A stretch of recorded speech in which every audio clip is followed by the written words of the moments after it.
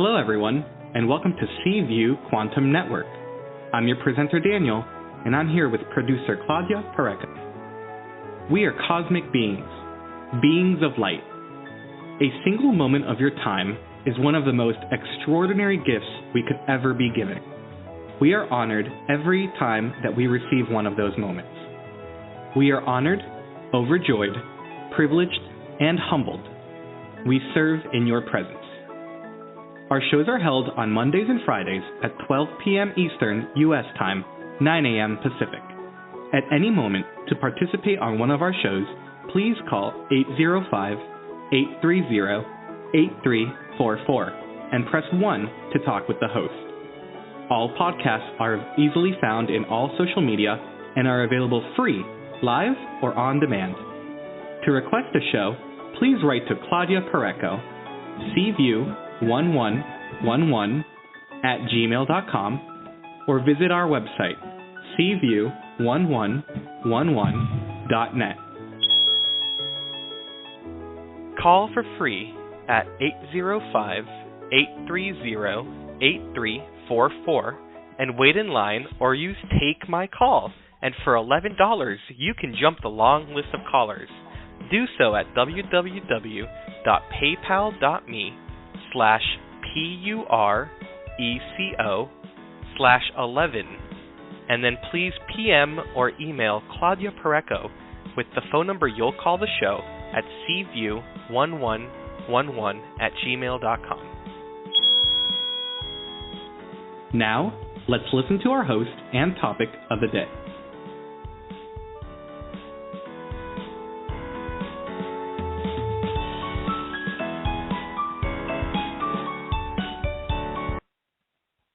Thank you, Danny, and welcome everybody to Seaview's today's show, Seeking Divinity, with the topic, The Root Chakra Muladhara by Sati Chappelle.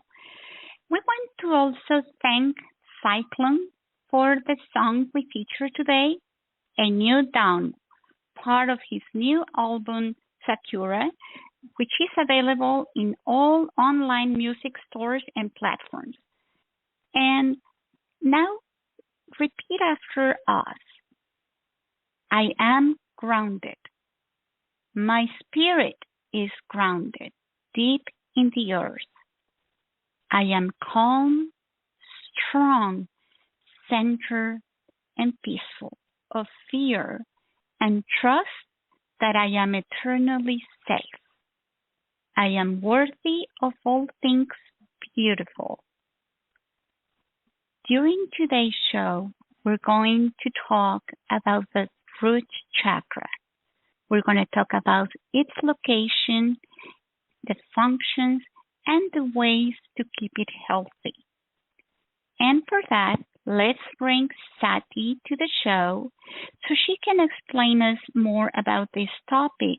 But remember that if you want to be part of the Chakra Intensive Online Certification or the Online Tarot Certification Program, you can sign up now. They're coming up this summer.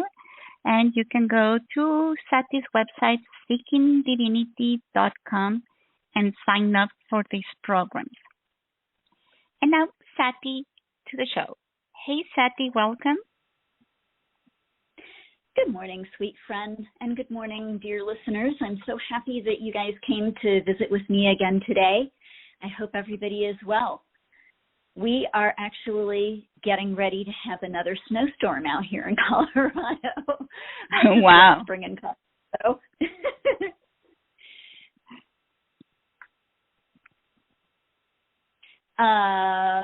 Anyway, how's everything with you, Miss Claudia? All good? Yeah, we are actually having, we are in North Carolina, and over here it is hot. So it is so funny how the same day can mean some difference depending on where you are. And we're going to be having callers from Arizona, Georgia, New York, and California, and everybody is having, it's like you have your own little world where things happen to you that are unique. And at the same time, we all are part of the same. I agree wholeheartedly. And actually, that explains very well and very easily the chakra system. Funny that you said it that way, because it really does. It really does. Like, each chakra exists on the same day, but may have different experiences, may be open to different levels. And I really want to kind of chat about all of that today. I want to bring in some of the overview of the chakra system in a small way so that we're all kind of on the same page today, if that's okay. That's perfect. And I'm going to just let know, I'm going to go take some calls, and we're going to bring those people with those questions when you let me know. Thank you, Sati. Okay. Thanks, honey. So again, hello, everyone. I want to start by saying the word is chakra. And the majority of people in the United States, actually even in the West, say chakra. And I understand that. I understand why they think so. But in actuality, the Sanskrit word is chakra. And so it's that hard CH. And, you know, it's important that we say the Sanskrit words correctly because they carry a specific energy. And that energy is going to either run its course the way it's supposed to and go through the lines of energy in your body that it's supposed to go through easily, or if we don't quite say it correctly, then oftentimes it kind of runs amok. So it's always good to have the correct pronunciation of things. So, you know, these chakras are not derived by America, the United States, Europe. They actually come from India, and a lot of people may not realize that. That's why they're all, you know, spoken of in several different dialects, but the main dialect in India that is spiritually derived is Sanskrit. And it's interesting because a lot of people say Sanskrit. So, you know, there again, we have a little bit of a difference with pronunciation. And Sanskrit is a universal language, and beyond that, it's a spiritual, very, very energetic language. So, whereupon the majority of the languages of the world came from Sanskrit, they have their root in Sanskrit.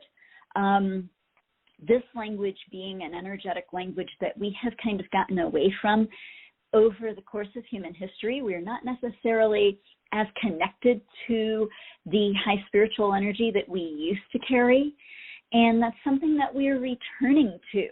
So it's kind of an interesting thing to me that Sanskrit is re-emerging globally from what was once considered a useless language, something nobody would use anymore, to something that is now being globally taught, mostly through yoga and other spiritual, Indian-based spiritual teachings. But thought I would start off with just saying those quick few things. We learn a whole lot about the chakras in various texts, what they call scriptures from the past, that were written by ancient yogis, adepts, ancient rishis. The rishis were the seers. They really lived in two very main chakras. They lived in the Root Chakra, the Muladhara, and the Ajna, which we spoke of last week, which is the third eye. And as seers, they really were connected to that third eye chakra. They were able to see all kinds of things. They actually, thousands of years ago, saw the inside of the physical body on not just a physical level, but on an energetic level as well. And they were able to see things like the distance that existed between the earth and the sun and the earth and the moon. And, you know, I mean, some of these things that in today's world, we're like, really? And they actually got that information right? How did that happen? Well, how it happened is they learned it spiritually. And, this is kind of important because if we're really wanting to understand the chakra system, we want to understand that it is a model of consciousness. And beyond that, it tells us as individuals where we are at in our own ability to be conscious, as well as on our spiritual evolutionary track. And that's interesting. I find that fascinating. So one of the texts that we learn a lot about the chakras from is the Dhyana Parava text. And I know I'm throwing a bunch of Sanskrit at you in the moment, and I'm going to stop that here in about 3 seconds, so don't dismay. But this text talks a lot about the chakras. And it's really interesting because there's a lot of subsequent texts and a few earlier texts, quite honestly, that spoke of it, meaning it being the entirety of the chakra system. But not all of the ancient rishis saw things the same. And I want to speak to that for just a moment because I think it's really indicative for where we are at as humans and in our evolutionary cycle and in our level of consciousness that we are expanding. And let's say rapidly so since 1970s, 1960s. So one of the things about this is that the ancient rishis all saw odd-numbered chakras, meaning they saw a system of 5. This was pretty predominant in the early days. There were not 7 chakras that they saw 5, and it was that way for hundreds of years. And then they saw 7, and then they saw 9, and that's the odd number that I was speaking of. And I find this interesting because I know that, India has been dominated by males for a very, very long period of time, and the odd numbers of chakras are all masculine. So for example's sake, the very first chakra, the one we're going to speak of mostly today, the Muladhara, which is a more accurate way of saying it, is the first chakra, which is an odd number. Odd numbers in the chakra system are always masculine, and the even numbers are always feminine. So it's kind of funny when you look at it through that lens, through that perspective, that you see that they saw 5 chakras, which would be, again, masculine. So let's kind of look at that for just a moment. The 5 chakras that they originally saw were the root, the 3rd chakra, which is right at the diaphragm, underneath the rib cage, the heart chakra, the 3rd eye center, which is at the brow, and the crown. And, they were pretty consistent with that. All of the rishis saw it pretty much the same way. They all started seeing this somewhat around the same time. It's almost like, in my opinion, and this is my opinion purely, that their inner eyes were all opened simultaneously in time, simultaneous being like over a period of a couple of hundred years. So you have to take that into consideration.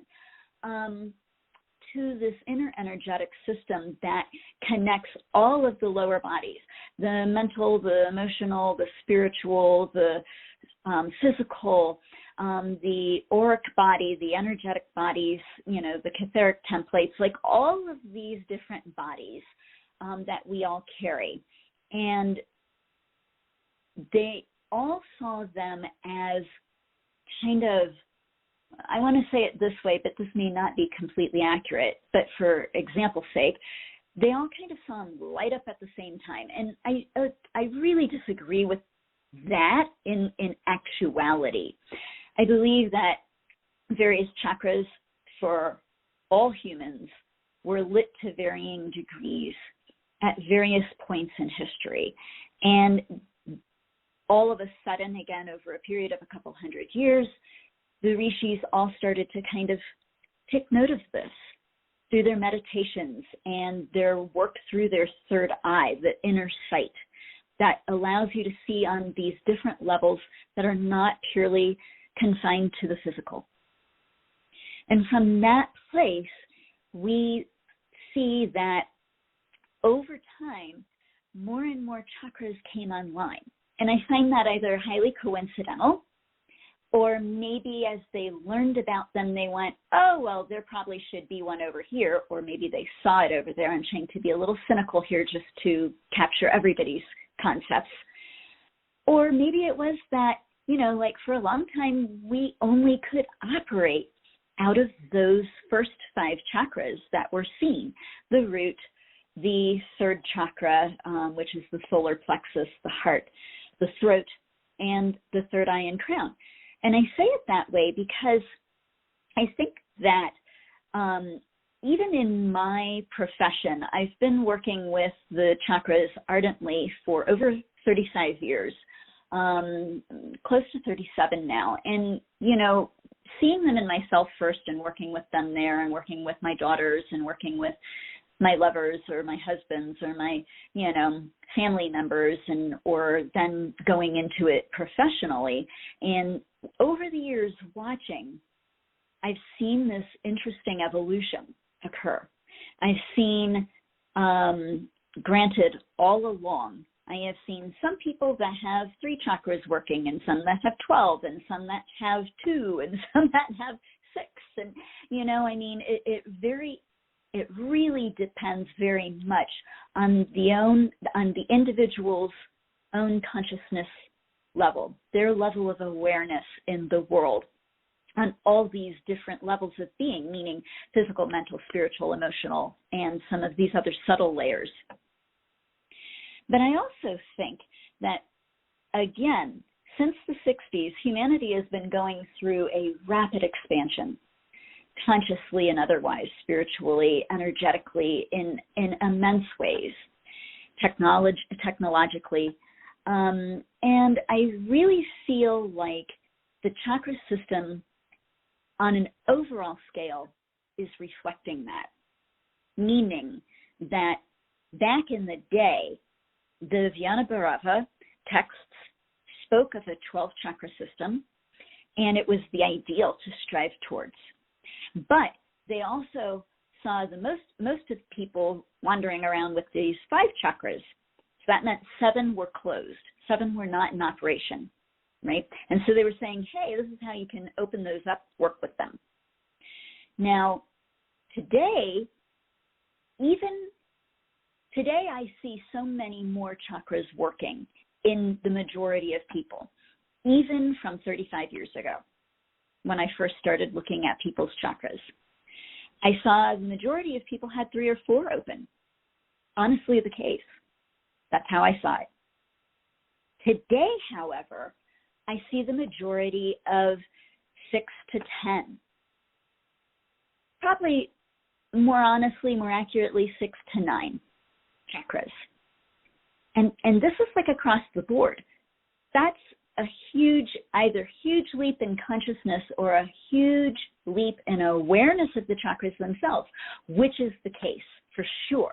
Because we know that as the emergence of yoga has prolificated across the world from the early 1900s, we know that this chakra system has been taken to every corner of the earth along with Sanskrit.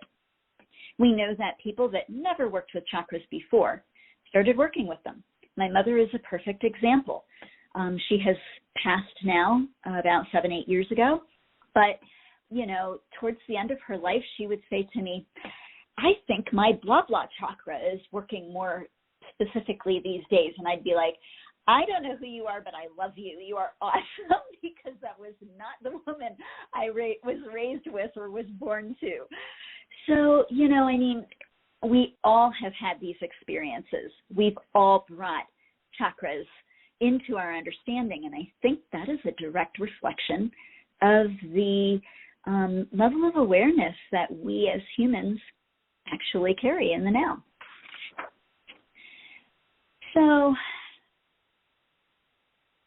I'm looking over to make sure that I'm not missing anything before we move on. Why don't we take a caller right now before I move on, and then we'll bring everything together. Is that okay, Ms. Claudia? That is perfect. So we have California, Georgia, or Arizona. What do you want to take first? Ooh, boy, those are all great places. Hard to say. I will say I'll let you pick. Okay, so let's go with Keisha in Georgia. Hi. Hey, how are you down in Georgia where my family lives? I'm doing good. How are you, ladies? Oh, we are wonderful. It's a good day. Yeah, I wanted to ask about my chakra, and is it something I could do to, I guess, assure that it's open, or how would I know? How do you know when they're open? You know, that is such a wonderful question. Are you speaking specifically of the root chakra? Well, all of them, but yeah, I definitely want to, make sure my root chakra is open because, that's your money chakra, right? Is that correct? So I want to make sure it's open to receiving. I want to make sure it's open to receiving. I love that. Wow. Yeah. It's a matter of perspective. Show me the money. Yes. So, it's a matter of perspective as to whether that is your root chakra or not. The chakra for all manifestation is the third, which is the solar plexus, the one found underneath the ribs. And so from a literal standpoint, where you create everything comes from the third. But that being said, if you have a lot of fear or a lot of ungroundedness, like you're just kind of off in the ozone, if your root chakra is not supporting you, which is its job, then, you might find it hard to make money, or you could make it, but then you can't keep it. It goes down the drain, right? So it's a matter of perspective, but I would say that you can definitely think of it that way. So let me look at your chakras really quick. Okay. Your name is Keisha, is that correct? It's Keisha. It's Keisha. Keisha, I am so glad that you corrected me because, as we learned earlier, pronunciation is important. Yeah. All right, so let me look, sweetie. So the root chakra is sputtering. Let's see. Second is not quite fully open. Third is open, interestingly enough. Fourth is open. Fifth comes and goes. Sixth, not quite. So let's go back to the first for just a moment. The first one being sputtering, that tells me that it's really trying to come online. And I want you guys to kind of think of this as like an inhale and an exhale. Or in the springtime, which is a great time to speak of this, the flowers open, right? That is very indicative of these chakras.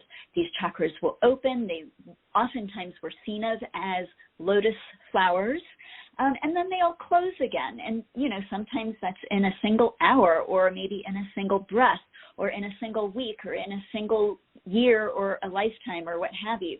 And it really has to do with a whole bunch of things as to whether they're going to stay open or not. When I see something that's sputtering, it means to me that it's something that is really trying to come online on more of a permanent level. And it kind of makes me think of something like, almost like it's hearing itself, like it's trying to get all of the stuff that might not allow it to fully open out of the way so that it can remain open on a sustained basis. And if you have really been trying to work with it to help your money situation, that would make sense to me that it's sputtering a bit because maybe it's choking because a little bit of that responsibility level of, oh boy, I better open up and start working well for her so she has the money she needs, but also, from the standpoint of just simply being able to remain like on a sustained level, open. And I want to say that, you've had some real issues with stability in this life. You've had some challenges, and you've not always felt safe, and you've not always felt supported, and there have been quite a few, especially early on, bigger fears that really kind of, in some ways, engulfed you, and that also is going to tell me that this is sputtering, and why it's sputtering. Because, yes, you have taken care of a lot of those things, but we need to take care of it energetically. So I'm going to give you a quick thing that you can do, that every day you can do, that will help yourself. And actually, I'm going to give you two things. I would suggest that you go to a cloth store, maybe a Joann's fabric supply or something like that, somewhere where you can buy a piece of cloth that's not too big. Maybe it's the size of, I don't know, like a 16 by 18 or, something like that. That's just a red cloth that you'll cut in the form of a circle, and you'll stick it on the floor on the outside of your bed. And every morning when you stand up out of that bed and you step into that circle, you step into that root chakra. You step into that activation. You step into that functioning of the root chakra on a sustained basis. This will really trigger so many things on a positive level for you. I can't even begin to tell you, but it's going to really help. The other thing that I would say is that I would suggest that when you pray or when you meditate, and if you don't meditate, try to do so for a little while to get this more stable so that your life and your money flow can be more stable, since that's your primary concern today. Picture in your mind a red energy existing where you sit, both inside the center of your body and then extending all the way down into the core of the earth. And just picture that in your mind. It doesn't have to be real. This is not about what comes first, the chicken or the egg. So don't worry about that. It's about using your imagination to envision this as reality. And by centering it with the earth, you create stability pretty quick. It's kind of a trick. So, play for a little while. You don't even have to do it very long, maybe a minute per day. Just set aside a minute every day to just close your eyes and to envision this, and then to go on about your day. If you want to do it in the morning, that's awesome. If you do it at night before you go to bed, your dreams might be very different for a while. And if you don't dream, you might find that doesn't help the situation. But if you do dream, you'll find that they will be very interesting. You'll dream a lot about basements and parking lots and, earth bases and caves and stuff like that. Go with it. It's not a big deal. It's just a FYI, right? So that you don't go, what the heck is going on? All right. Okay. So I would love to talk to you more about this if you wish. So please feel free to email me at Sati, S-A-T-I, at seekingdivinity.com, and I'll help you out further. I definitely will do that. Thank you both so much. Thank you. You're welcome, darling. Thank you for calling today. Thanks. Thank you, Kaisha. So back to our subject, these chakra systems, all of them are based on energetic frequencies, and these are electromagnetic frequencies. So in essence, why they have been given the rainbow/prism color scheme of red, orange, yellow, green, blue, purple is because colors in a literal scientific light wave perspective carries an electromagnetic frequency, an energetic frequency, and some of these waves are long and some of these waves are short, and they all coincide perfectly with the natural energy of the chakra system that ascends the spine. So, for example, the root chakra is red, and that has both the longest wavelength, the longest light wavelength, and also has the slowest moving energy out of all of that. And that's kind of interesting, don't you think, considering the fact that it is the base, it is the root, it is very earthy, and everything that is of solid matter, like the earth, vibrates at a very, very slow level and has long waves. So, again, these ancient rishis were like brilliant. I can't get over it sometimes when I think of people 5,000 years ago looking at all of this and going, oh, yeah, that makes sense, which, today we're like, oh, my God, how did they know about light frequencies? Because there was nothing around to measure that. So really fascinating stuff when you get into this. Let's see here.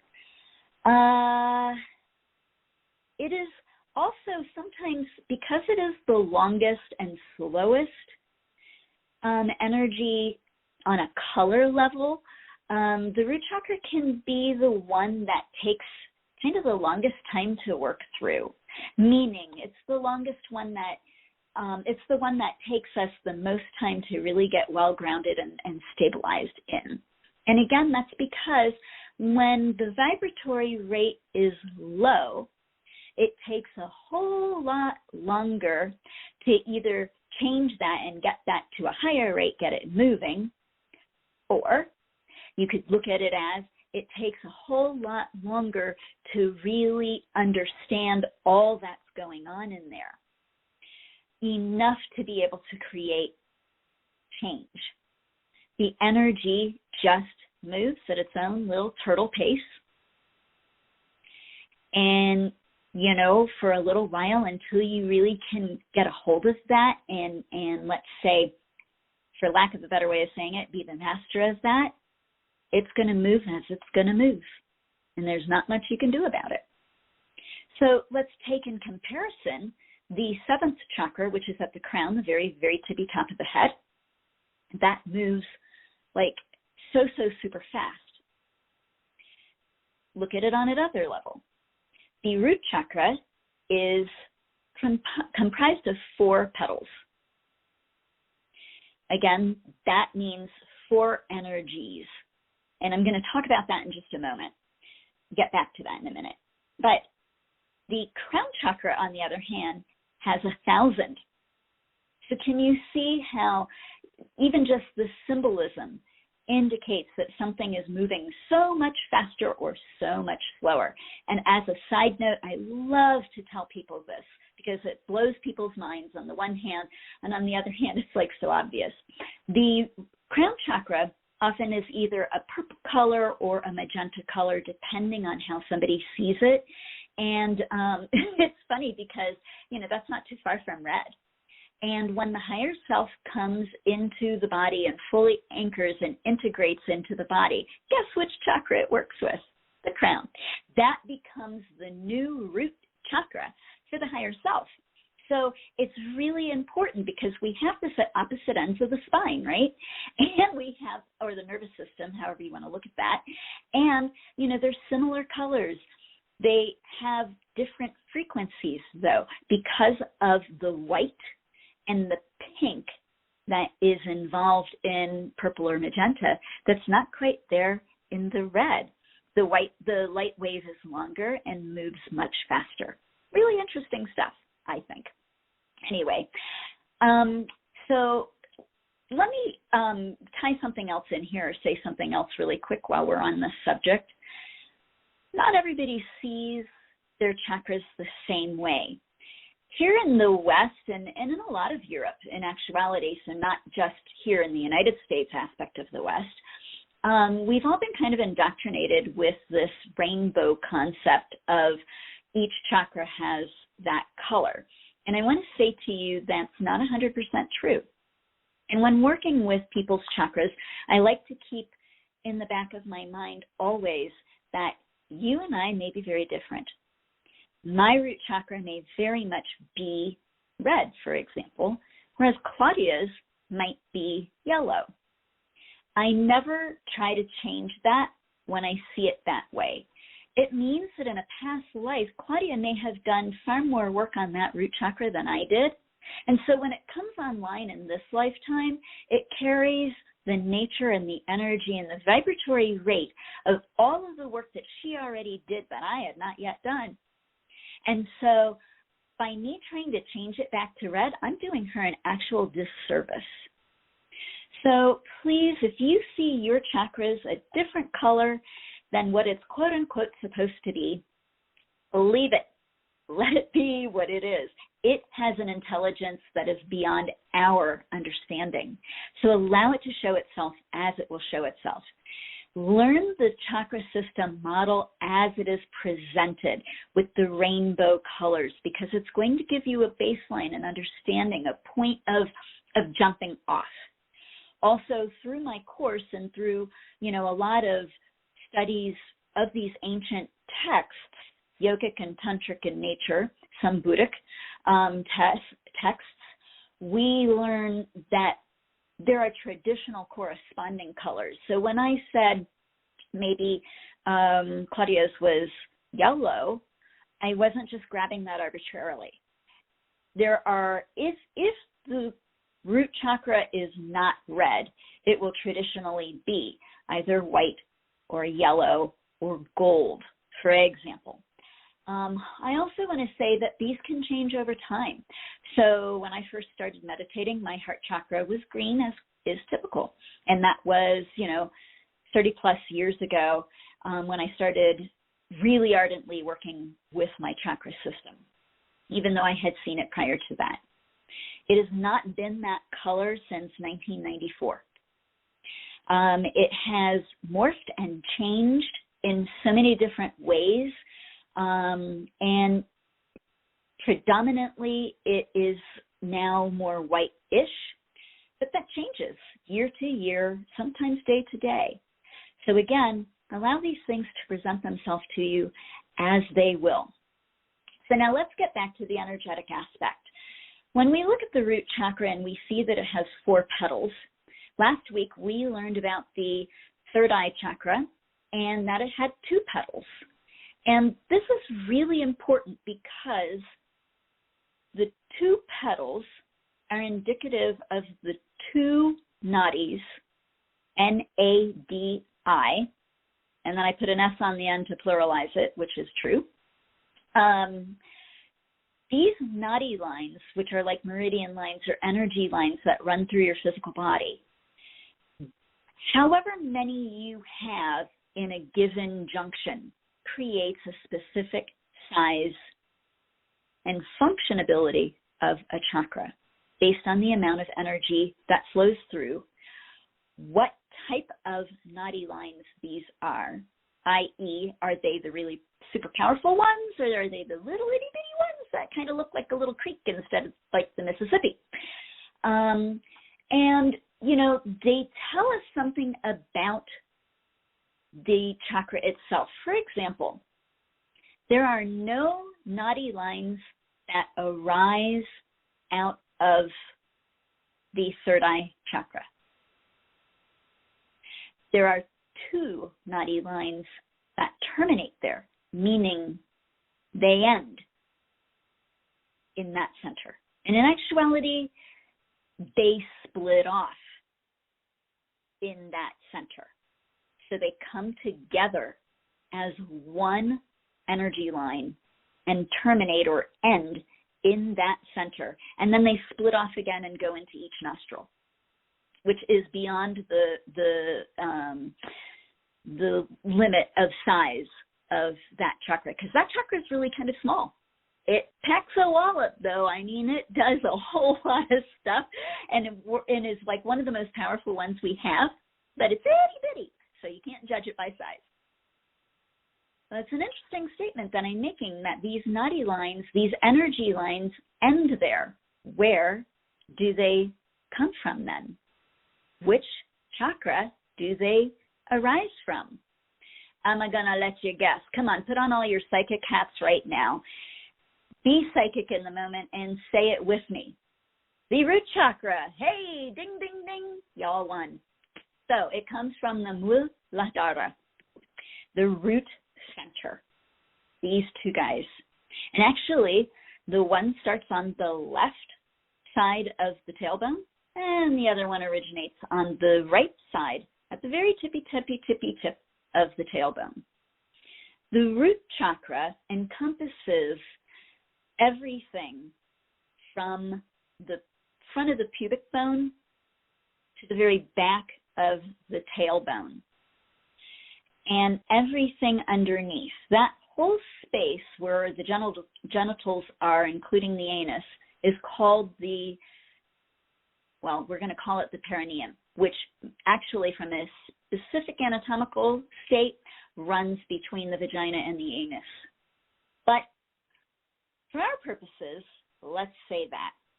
Now I want you to picture in your minds for me the front of the pubic bone, which is that bone that is most in front of you, but at the base of your torso, and the tailbone, which is opposite it, which is the one most in back of you, right, that you never see and hopefully you never fall on. I've broken mine before. Please don't fall on it. It ain't pretty. Then you also have the two sit bones that you literally sit on, hence the name. Those are under each tush. But you also have the two hip bones. So those are on either side. So you want to think of this as kind of a square, right, with the point pointing forward and the other point pointing backwards, and then the 2 points on either side. And you want to think of this as kind of like a disc, like a CD that you're sitting on top of. So it doesn't run vertically, it runs horizontally, and this is really important because the majority of the chakras run vertically. This is the only one that runs horizontally, that we sit on literally, then up and down vertically. Now I'm hoping not to make you crazy here. It's a disc. So you want to think of this as a CD, right? A video, DVD disc, whatever. And you're sitting on it. Think of that as a portal, right? So even though it's flat and horizontal, like a coin, the portal is open. So that portal runs down into the earth and it runs up into your body, and specifically up in your spine.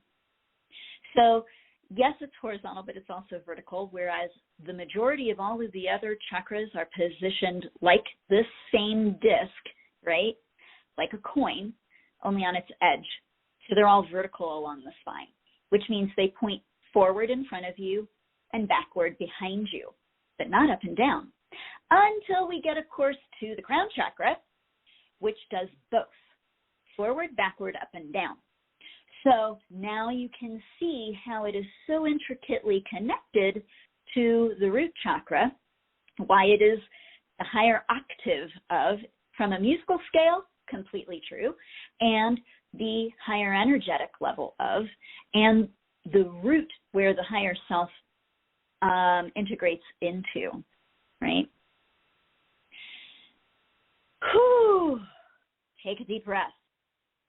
These nadi lines that are the two that I was speaking of in the third eye chakra that terminate, that end there, they originate in the root chakra. I said that already. Guess what? There's two others in the root chakra. That's why we have 4 petals in the root chakra, and we have 2 petals in the third eye chakra, because the petals tell us how many nadi lines, how many energy lines are actually running in that area, creating an intersection, which is what creates a chakra to begin with. Now, I want you to remember what I said about the crown chakra. Remember I said that was 1,000 petals? Yikesy wah-wah, huh? Now we're talking about some serious energy running through that top of the head. Woof. 1,000 nadi lines? Really? Whew. All right, Miss Claudia, I think this is a great time to take a caller. What do you think? I think so. So we can think about all of these natty lines and what you just described. So let's go to Arizona and let's bring Melissa to the show. Hi, Chappelle. How you doing? Thank you for taking the call. Hi, how are you? Oh, progressing. That is a wonderful thing to hear. Fabulous. Good girl. Great answer. What can I do for you today? Yes, I want to see if I can, if you can please tune in to my family with my four of them, my two siblings, and then of course the parents. A blessing, energy. I need it. I should say need it. I have to go back to do it. Check on them, and I have my siblings, my two siblings.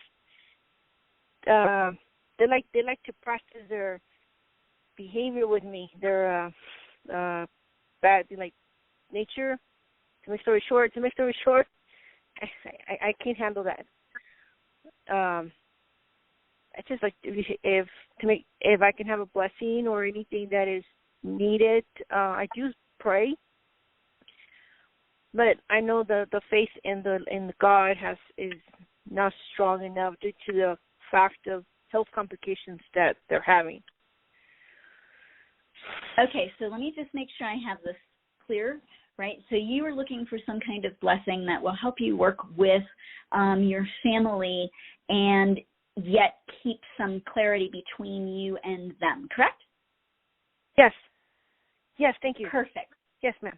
Perfect. Easy to accomplish. Ready? It's very easy. I am clear and I am blessed, and I am forging new pathways with my family. That's it. So simple, but yet so effective. And I know you are worried about them, perhaps creating issues for you, but if you are clear and blessed, you don't have to worry about that anymore. Just allow yourself to interact with them and know that you are clear in yourself and you are blessed and taken care of. And that is all directly related to the root chakra. So, good question. Thank you for the blessing and honor. Thank you. I feel the energy right now. You're speaking. Excellent. I'm so happy to hear that, honey. Well, that came from your guides, so good luck with it. And I believe that this is going to really help you out a lot. Thank you. I hope you wrote that down. If you didn't by chance write that down so that you can repeat it accurately, it's going to be on the radio show's recording that Claudia will put up later today. So just look for it on the show for today, okay? Yes, ma'am. Thank you. You're so welcome. Thank you for calling, Melissa. All right, so, okay, I gave you a lot. I know I handed you a whole lot. But you know what I haven't yet handed to you guys is the root chakra. We've spent a lot of time kind of building up to this. So I better go there, and I better go there soon, right? I think we might run a few minutes over today, Miss Claudia, especially if we still have another caller that's waiting. I would really like to get to that other caller if we can.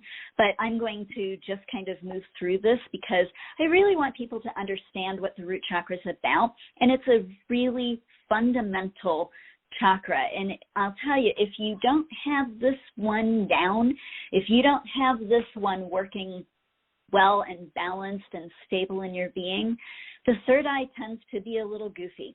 It doesn't always work so well together. It's really important that these two chakras in particular work well together, especially considering that the energy lines of the third eye start in the root chakra. Remember we talked about that? So they're intimately connected, far more so than many other chakras.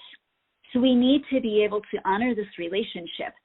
And if we want to be able to work psychically and work with our intuition and our imagination and do all of these wonderful spiritual things, we cannot ignore the root chakra. So let's look at that for just a moment. It is all about grounding in the earth. It's at the groin or the perineum, as I mentioned earlier. It has 4 petals, and these petals are not physical. So I don't want you to go looking inside going, where are my petals? They're going to be energetic in nature, and it's a representation. The flower is a symbol of beauty, and in India, the lotus flower, of which all of these are, is all about purity and all about that divine nature. So that's why they're always seen this way. And each petal, as we've learned, has to do with this line of energy, this nadi that comprises it, that then carries a certain energy, a certain Sanskrit vowel or letter, not the inert ones. There's 4 inert ones, but there's a whole bunch of ones that are active, and we'll have to talk about that another time. But it's one of the ways that you can activate these chakras by just saying the bija or the seed vowel, just by speaking that. And then, this chakra deals with the bones and the legs, obviously the sex organs or genitals, the base of the spine. On an emotional level, it's going to deal with survival, greed, quite honestly, attachments. Oh boy, because this is the one that we create a lot of attachments to the earth with. So that also means that, like Ebenezer Scrooge was really attached to money in the stories. That was through his happy little root chakra. That thing was just working overtime, right? Heart chakra, not so much till the end of the movie, but that root chakra was going full bore, wasn't it? And then, support or stability. And here's an interesting one, superstition, fear. If we can't get beyond our superstitions and our fears, we're going to have a challenging time in life, having nothing to do with the chakras. But where some of these superstitions and fears are found is in the root chakra. Now, they're not all harbored there. For example, the fear of betrayal is enormous within the human race specifically, and that's housed in the heart chakra. So this was more like a fear in general kind of thing. Do I let fear rule me or run me or run my life? Or superstitions, I knocked that thing of salt over. Oh my God, there's a black cat. That's more root chakra based. Whereas specific fears are going to be held in different centers. Now, granted, security, fear of being hurt or harmed in some way, or of course, killer, which is again, one of humans' greatest fears, those are actually found in the root chakra. So, these deal with each chakra deals with different organs too. So here we're dealing with more the sigmoid colon, which is the colon that everything goes through before it moves out the body. So something interesting to think of. The early stages of sciatica are found in this chakra, whereas sciatica in general, meaning when it's full blown, is found in the second chakra. So some of these have a dual thing going on. Being grounded, how you encounter others, how you handle situations that you have never ever encountered it ever before. First time for doing something. That's all found here in the root chakra. So, if it deals with the bones, it's going to deal with bone disease, right? Or bone health. If it deals with the genitals, it's going to deal with STDs or the lack of those.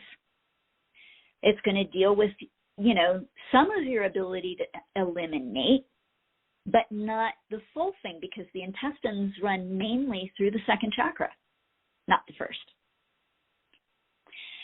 Hemorrhoids, that kind of stuff, colon issues, that's all going to be here.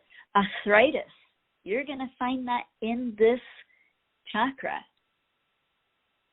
So, prostate issues, vaginal issues, like all of this stuff, broken bones, all of that is found here physically. Hardened fear, terror, issues of security, stability, lethargy or being sluggish. That's all kind of found on the mental, emotional level of this chakra. Martyrism, or being unfocused, or inconsistent, or unstable. Now, I don't want you to think that it only holds negative stuff, because it doesn't. In its balanced place, we are very stable. We're very easily able to adapt to change and to move through change gracefully. We are supported and supportive of others. We're very focused. We're goal-oriented. We're hardy people. Think about it. Humanity as a general rule has moved away from nature. We are no longer living in nature. We're not living in caves. We're not living where we're touching the earth all of the time. We're, maybe in cement, which is a form of earth, meaning in houses and stuff like that. We have wood there. But generally, we're off the earth by a couple of feet most of the time, by the time you get done with the flooring and the foundation of the house and whatnot, right? Unless you live in a tent. And so the grounding is very different as a species.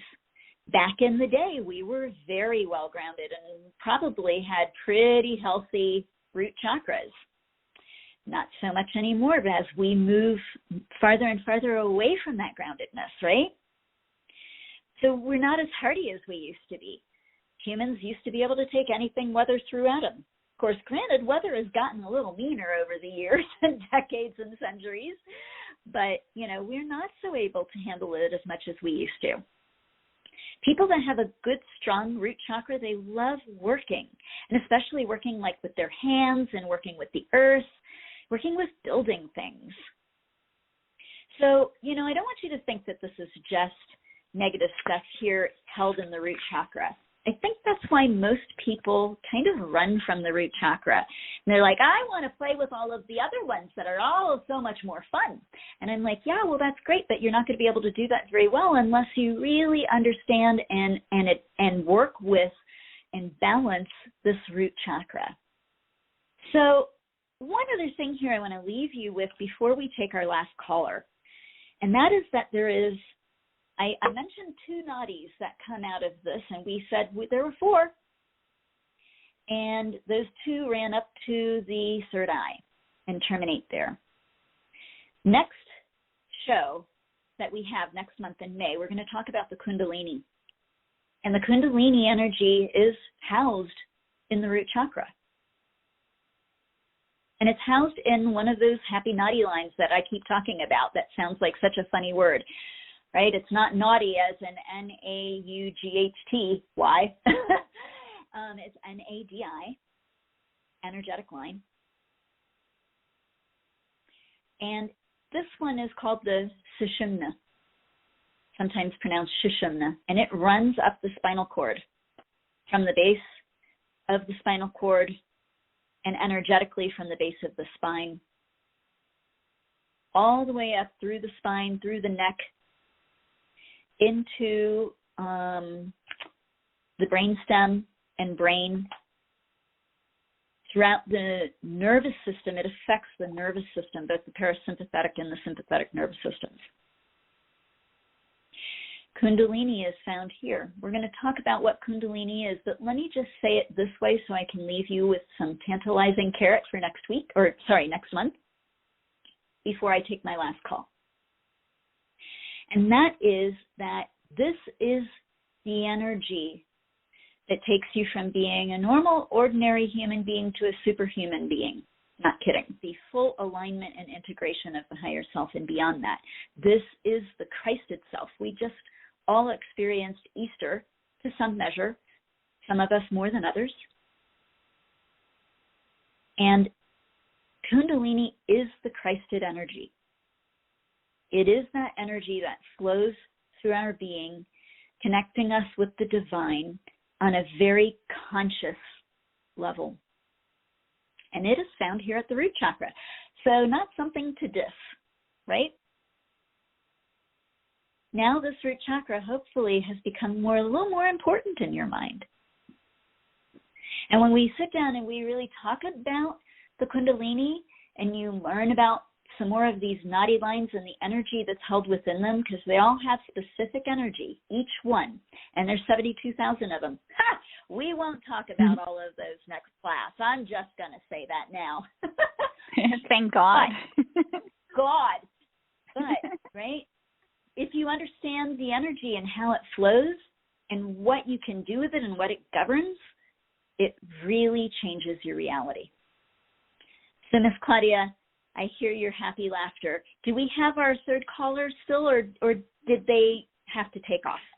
Yeah, we have two of them here, so we're going to have to pick. There's a number that starts with 9, and there is a number that starts with 8.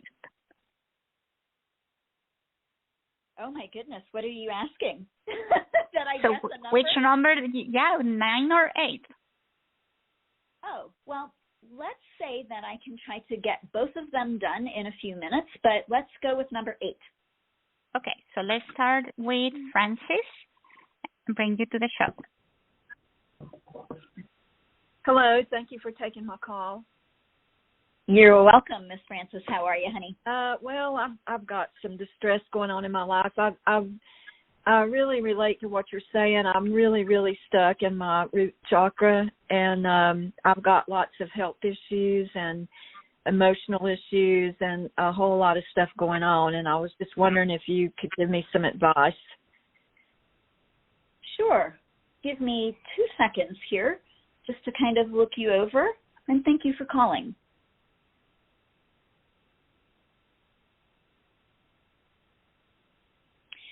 Well, I want to say that, yes, your distress is personal, and it is due to a lot of things. We can call it, present life. We can call it past life. We can spiritual growth. I mean, pick a label. It probably applies.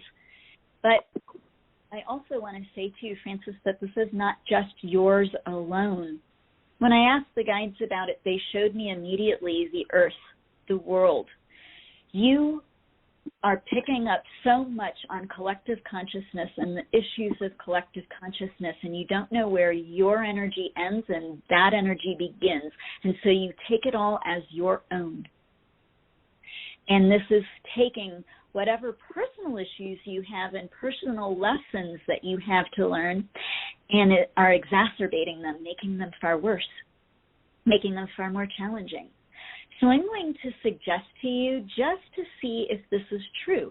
I mean, you'll find out pretty quick, right?